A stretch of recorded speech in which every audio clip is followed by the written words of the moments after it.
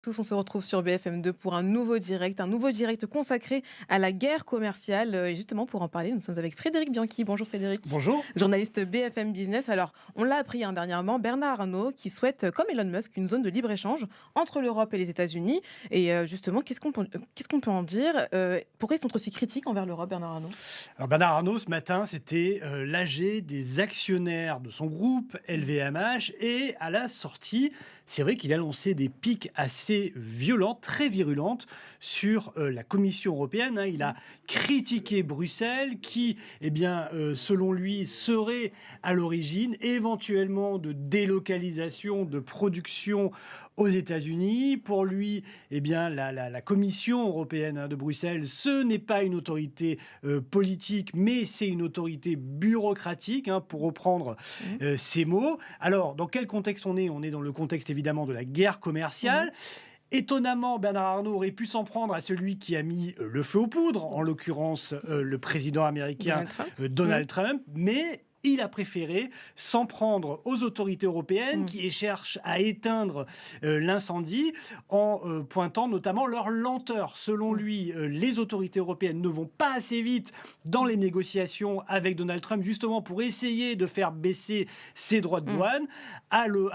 Il a opposé donc la Commission européenne aux autorités britanniques qui, selon lui, seraient plus promptes à vouloir négocier avec le président américain. Alors, on le sait, même le luxe est concerné par cette guerre commerciale. Est-ce que Bernard Arnault pourrait perdre quelque chose dans cette guerre? Est-ce qu'il pourrait augmenter ses productions aux États-Unis plutôt qu'en les augmenter en Europe? C'est en tout cas la menace qui l'a fait planer Mm. ce matin, hein, lors de cette AG des actionnaires de LVMH, hein, en disant ben moi, si demain j'ai des droits de douane qui pourraient se monter à 20%, hein, c'était la menace Mm. qu'avait brandi Donald Trump avant de les retirer, en tout cas de les suspendre pour 3 mois. Si moi demain j'ai des droits de douane de 20% sur les produits, sur mes sacs à main, sur mes cognacs, sur mes champagnes que je suis obligé d'exporter aux États-Unis, eh bien demain, oui, j'irai produire sur le territoire américain.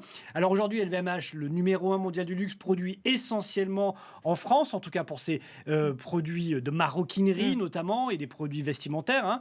LVMH, c'est 18 ateliers en France, mais attention, hein, LVMH est déjà implanté aux Oui. États-Unis pour la production, et ce depuis 2019, hein. Il y a 2 ou 3 ateliers qui ont été ouverts en 2019 aux États-Unis. Déjà, sous la première présidence de Trump, hein, ils avaient ensemble inauguré un atelier, c'est au Texas, où on Mm. produit des sacs Louis Vuitton, Made in America. Eh bien, Bernard Arnault dit que demain, au lieu d'avoir 3 ateliers, il pourrait peut-être en avoir plus. Alors, il n'a Mm. pas donné de chiffres, il n'a pas donné de date, mais on sait très bien que LVMH pourrait produire des produits sur le territoire américain, parce que ça coûterait moins cher que de les exporter et de se prendre 20% de droits de douane au passage. Est-ce que l'Europe a réagi? Est-ce que la Commission européenne a réagi à cette menace de Bernard Arnault? Alors, donc, il y a pas encore Mm. de réaction, hein, de la Commission européenne. Il y en aura certainement dans Mm. les jours qui viennent, hein, concernant ces menaces. On sait que c'est une crainte, Oui. évidemment, des autorités européennes. Alors là, Donald Trump a suspendu les droits de douane. Oui. Ils 90 ne jours, hein. sont, voilà, Mm. pour 90 jours, ils sont quand même montés à 10%, hein. Mm. C'était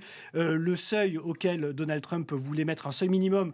On est pour le moment à 10%. 10%, c'est quand même plus que Mm. ce qu'il y avait avant la présidence de Donald Trump. On était plutôt entre 3 et 4%. Donc déjà, il va y avoir un surcoût des produits qui seront exportés d'Europe vers les États-Unis.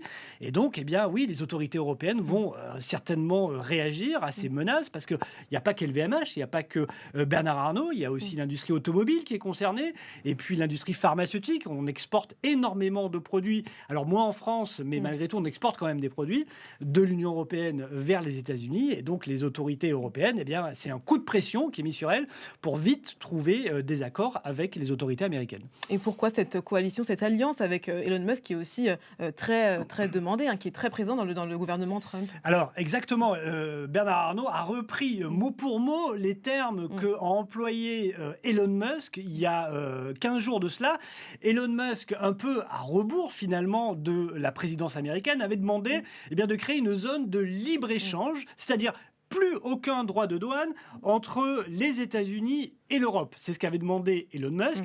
Mm. Ce matin, le président d'LVMH, hein, le milliardaire français Bernard Arnault, a demandé la même chose. Il souhaite que, on se mette d'accord sur une zone de libre-échange, hein, une espèce d'union entre les États-Unis et l'Europe, pour qu'on puisse commercer sans droit de douane. Mmh. Alors, ça peut être surprenant, c'est sans doute un vœu pieux, hein, sachant que le président américain déplore le déficit commercial des États-Unis avec l'Europe. Hein. Selon lui, l'Europe se protège trop et les États-Unis sont trop ouverts aux quatre vents. Alors, imaginez que demain, sous la pression même de son excellent ami Elon Musk, Donald Trump reviendra sur sa menace de droit de douane de 20%, même de 10% comme ils sont appliqués aujourd'hui, pour créer une zone de libre-échange. On a du mal à y croire aujourd'hui. Le but, on pense que d'Elon Musk et de Bernard Arnault, c'est de créer une espèce de puissance économique transatlantique pour contrer, parce que ne pas l'oublier, là, le véritable adversaire des États-Unis, voire de l'Europe, c'est la montée en puissance de la Chine dans l'industrie et notamment dans l'industrie de pointe. L'idée, donc, ce serait de créer une espèce de grande communauté transatlantique pour faire face à cette menace chinoise. On en est quand même très loin, en tout cas dans l'esprit de Donald Trump. Et est-ce qu'on peut justement s'imaginer que la Chine sera très diminuée si cette alliance venait à se faire? Quelles seraient les conséquences pour la Chine? Très probablement, ça crée vraiment une union commerciale énorme, hein. sans précédent entre les États-Unis et l'Europe. Il faut rappeler que la Chine actuellement, elle ne reste pas les bras croisés. Le président chinois Xi Jinping fait le tour de toutes les puissances commerciales et industrielles d'Asie pour créer justement un front asiatique, pour reprendre le terme qu'a employé le président chinois, contre les États-Unis.